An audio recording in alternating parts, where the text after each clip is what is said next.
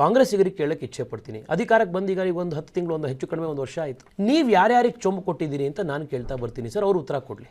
Sir, ಕಳೆದ 10 ತಿಂಗಳಲ್ಲಿ ಸಿದ್ದರಾಮಯ್ಯನವರು ಬಜೆಟ್ ಪ್ರಸ್ತುತ ಮಾಡಾದ ಮೇಲೆ ಅವರೆಲ್ಲ ಈ ಗ್ಯಾರಂಟಿಗಳಿಗೆ ದುಡ್ಡು ಕೊಡಲಿಕ್ಕೋಸ್ಕರ ಅವರು ಕೃಷಿ ಬಜೆಟನ್ನು 38% ಕಡಿಮೆ ಮಾಡಿದ್ರು. ಚೊಂಬು ಕೊಟ್ಟಿದ್ದು ಯಾರಿಗೆ? ರಾಜ್ಯದ ರೈತರಿಗೆ. ಫ್ರೀಬಿಗಳನ್ನು ಕೊಡೋದಕ್ಕೋಸ್ಕರ, ಈ ಗ್ಯಾರಂಟಿಗಳನ್ನು ಕೊಡೋದಕ್ಕೋಸ್ಕರ ಅವರು ನೀರಾವರಿ ಬಜೆಟ್ನಲ್ಲಿ 17% ಕಡಿಮೆ ಮಾಡಿದ್ರು. ಅವರೇನು ಕರ್ನಾಟಕಕ್ಕೆ ಮಹಾದಾಯಿ, ಅಪ್ಪರ್ ಭದ್ರಾ, ಇನ್ನೊಂದು ಮೇಕೆದಾಟು ಅಂತ ಗುದ್ದಾಡ್ತಾರಲ್ಲ, 17% ನೀರಾವರಿಲಿ ಬಜೆಟ್ ಕಡಿಮೆ ಮಾಡಿದ್ರು. ಚೊಂಬು ಕೊಟ್ಟಿದ್ದು ಯಾರಿಗೆ? ರೈತರಿಗೆ. 13,000 ಕೋಟಿ ರೂಪಾಯಿ SC STಗಳಿಗಿತ್ತು.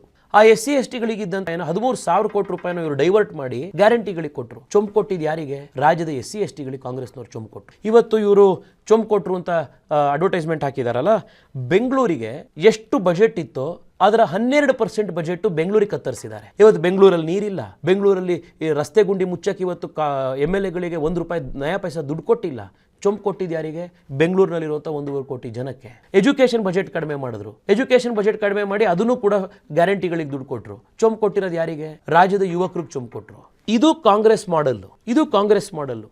ಇವತ್ತು ಸರ್, ನೀವು ಕಳೆದ 6-7 ತಿಂಗಳಲ್ಲಿ ಬೆಂಗಳೂರದೇ ಕತೆ ತಗೊಳ್ಳಿ. ಇವ್ರ ಅಧಿಕಾರಕ್ಕೆ ಬಂದಾಗಿಂದ ಇವತ್ತಿನ ತನಕ we are making headlines for only the wrong reasons. ವಿಧಾನಸೌಧದ ಒಳಗಡೆ ಪಾಕಿಸ್ತಾನ್ ಜಿಂದಾಬಾದ್ ಘೋಷಣೆಗಳನ್ನು ಕೂಗಿದ್ರು. 5 ಮಂತ್ರಿಗಳು ಬಂದು ಅದನ್ನ ಡಿಫೆಂಡ್ ಮಾಡ್ಕೊಂಡ್ರು. ರಾಮೇಶ್ವರಂ ಕೆಫೆಲಿ ಬಾಂಬ್ ಬ್ಲಾಸ್ಟ್ ಆಯ್ತು, ಅದನ್ನು ಬಂದು ಮಂತ್ರಿಗಳು ಡಿಫೆಂಡ್ ಮಾಡ್ಕೊಂಡ್ರು.